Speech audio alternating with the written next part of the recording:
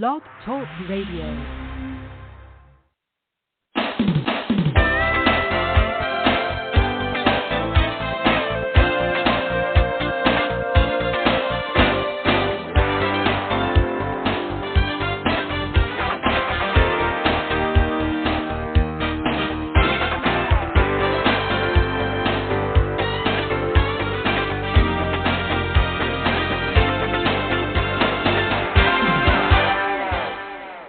Good morning and welcome to this week's segment of Live Without Limits.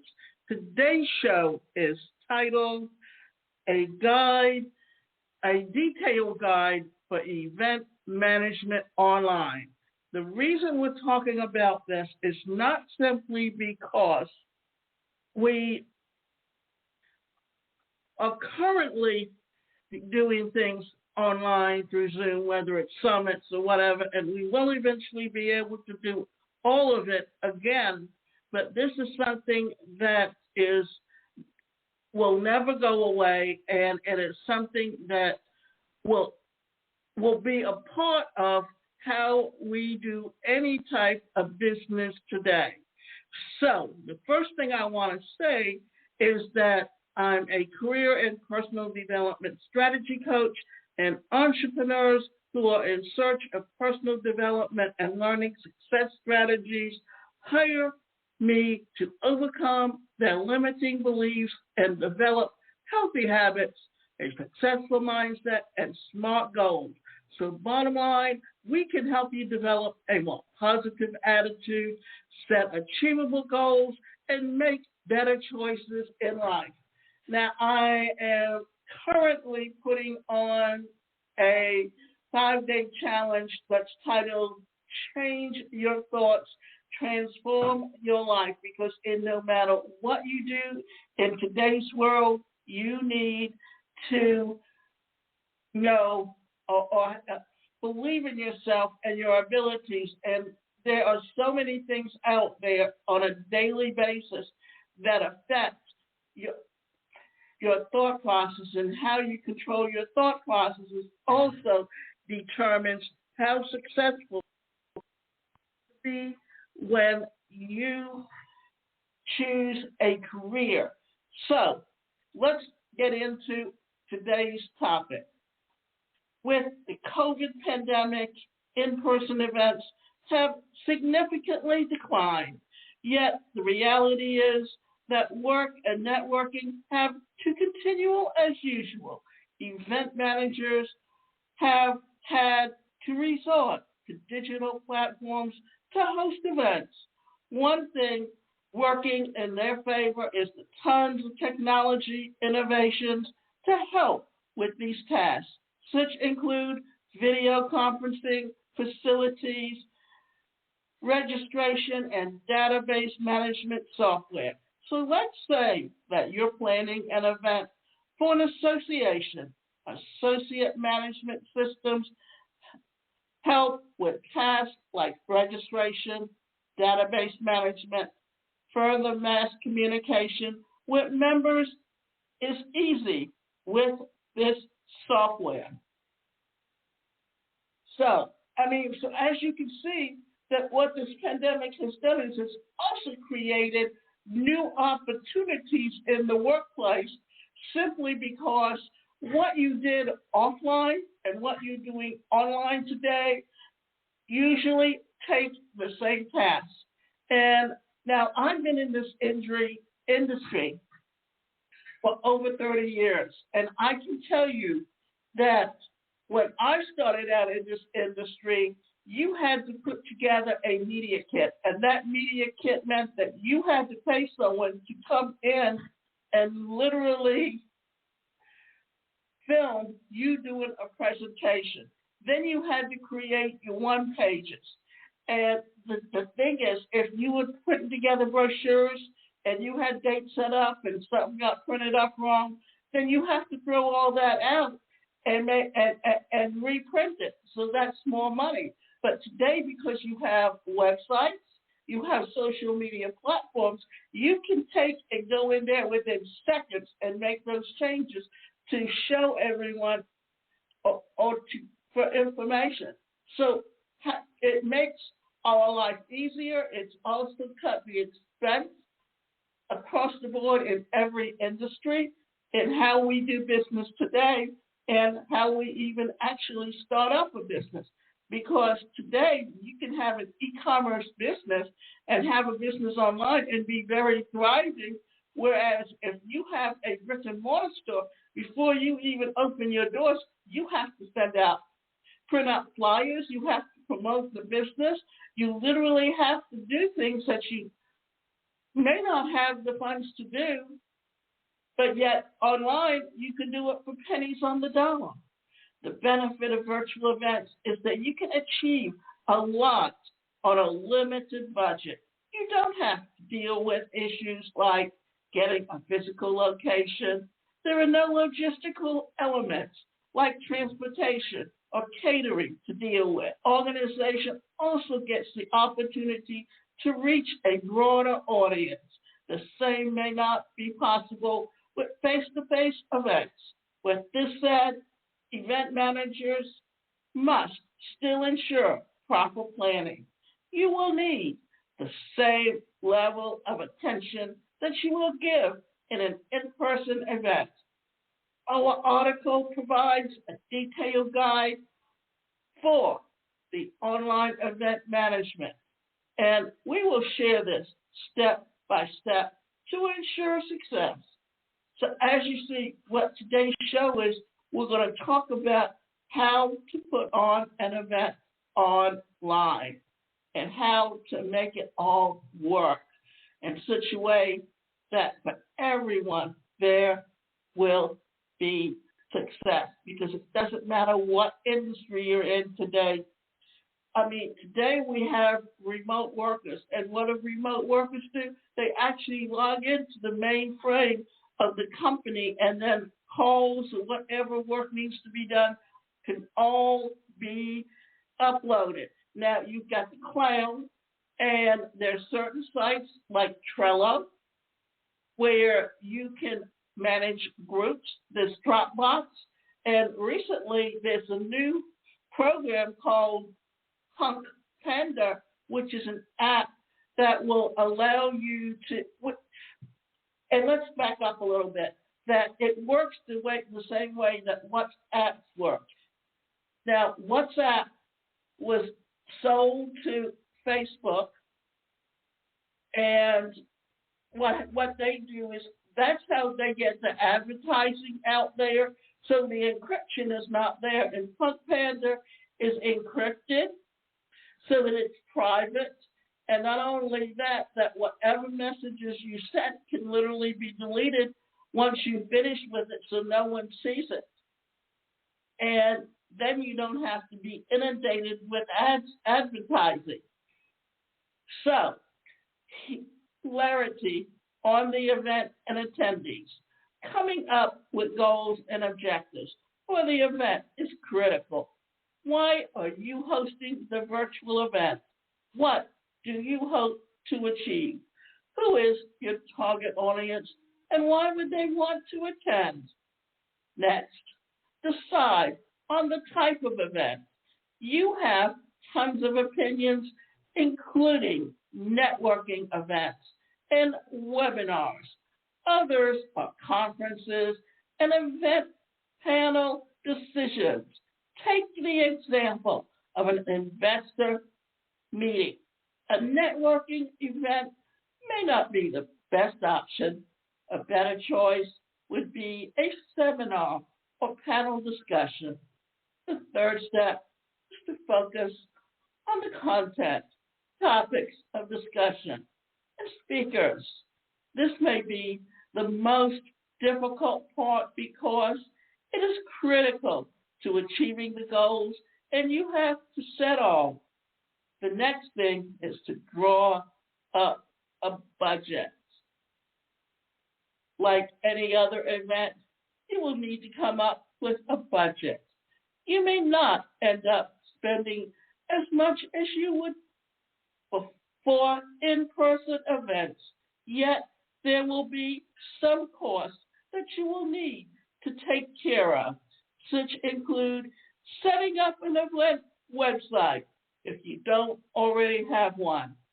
Some of the tools you will need may need you to subscribe to get success for advanced features, or rather, to get access to advanced features. You need any special virtual branding elements? Well, if yes, then the budget for the cost of hiring creatives. Will you need to run any productions to get information out of the audience? A marketing budget is critical for public events. Take time to come up with a checklist of any areas that will need you to spend. Now, in a previous podcast that I did, I talked about different event venues such as Zoom.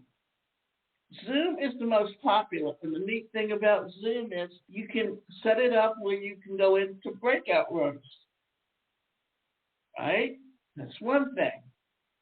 So when you look at what you're looking for, you also want to know what platforms that you're going to be using.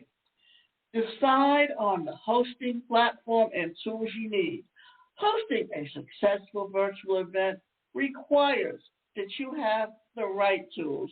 You achieve higher efficiency and can compete and complete tasks in a short time.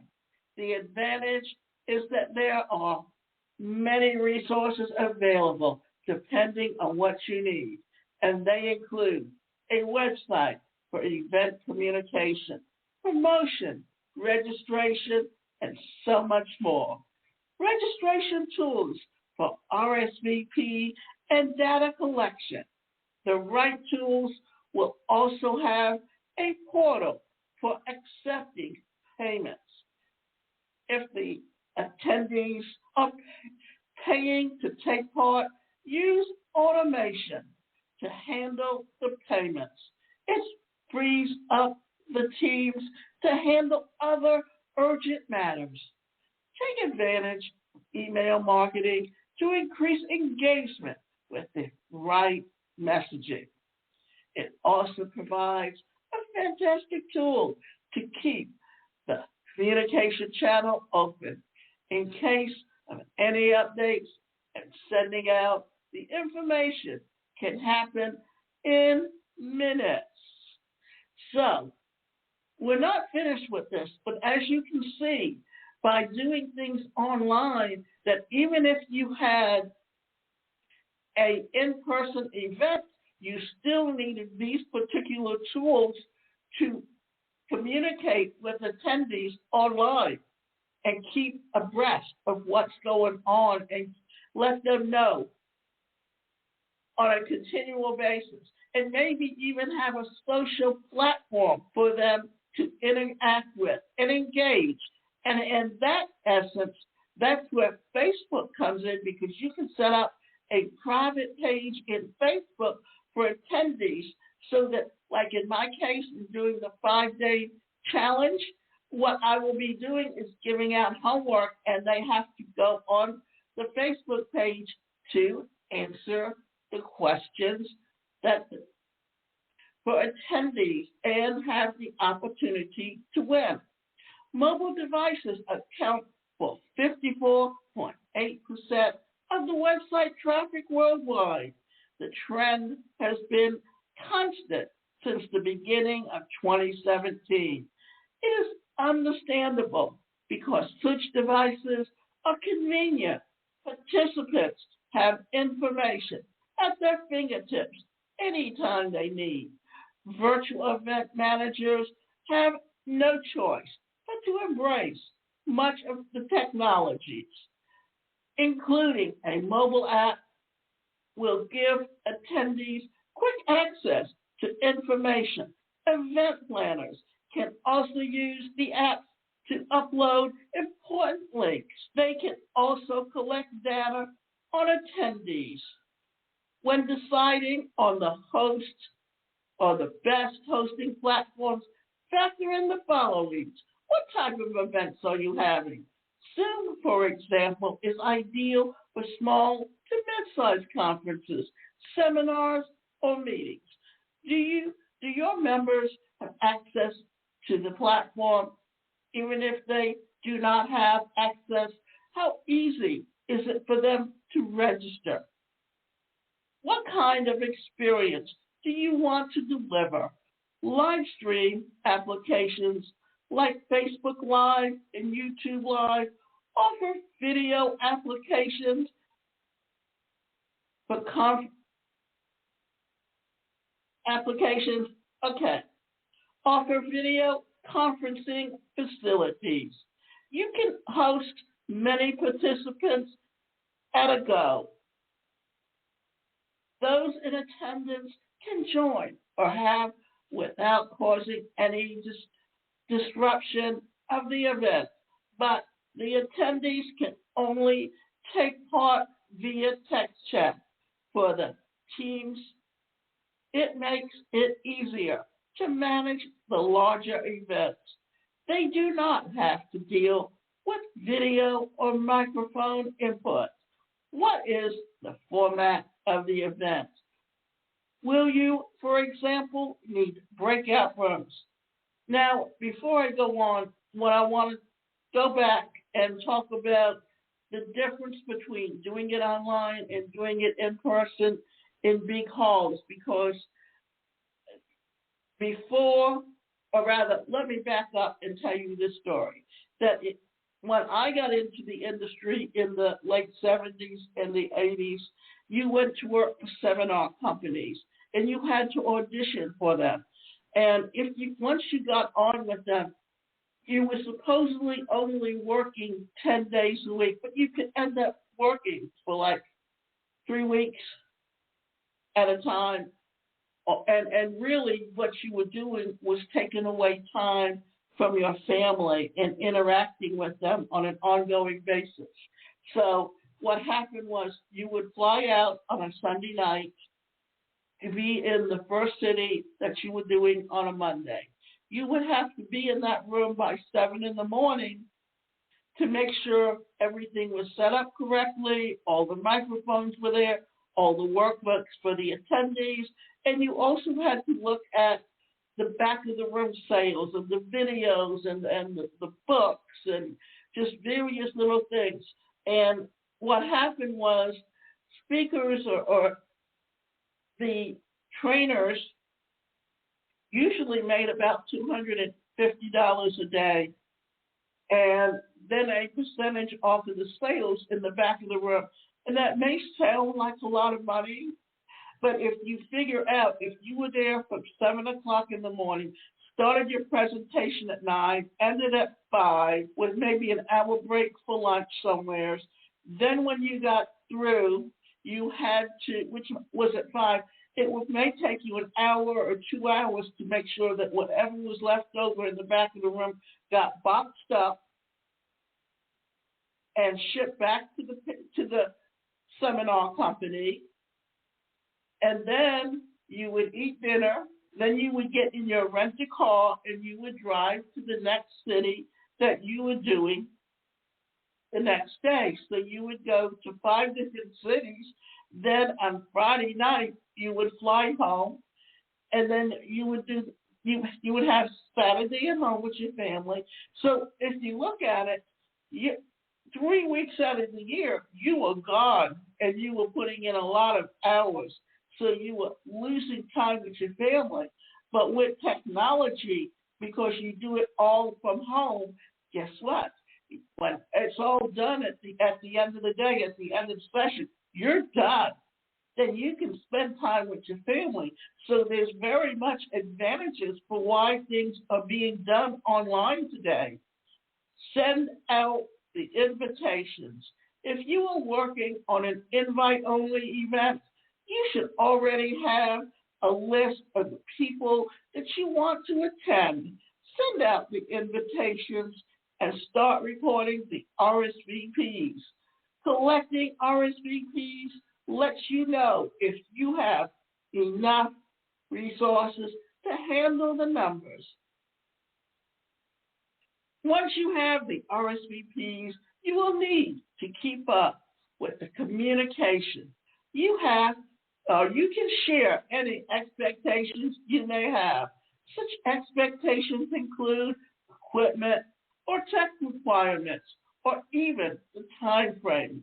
You will also need to communicate event details and share access codes.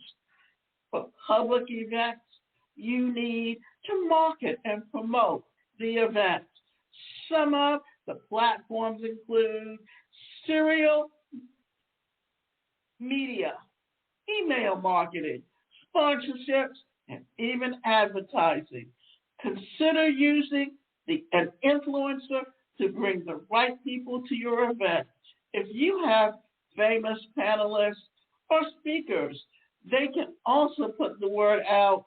What you do is anyone who has an email list that you have an event going on, what they need to do is to basically send it out to their email list and let them know what's going on. Let them be prepared. Let them understand where you're going with this and how you want it all to work together. Prepare for any eventualities. If you were hosting an in-person event, you would have a plan of action for anything that goes wrong. You will, for instance, have a standby generator in case of power fluctuations. It is not uncommon to have an ambulance or fire extinguishers on standby for outdoor events. You must carry the same thought process when planning for your virtual event. You depend on a lot of technology for the success of the event, but even the best tools may experience glitches. You can also not assume that all the attendees may have the technical know-how. So take preventative steps like identifying any possible issues that may occur and have a plan of how to deal with them. Communicate with attendees before the event to explain the tools that you will use. It doesn't hurt to come up with a guide that you can share with them. Walk everyone through the order of the event. Break it down as much as possible in days, hours, or event sessions. If possible, have a dry run with some of the attendees and participants. You will need, and if it will need you to use the software so that you know how it performs, which means that in many respects, you need to test everything out before you even get started.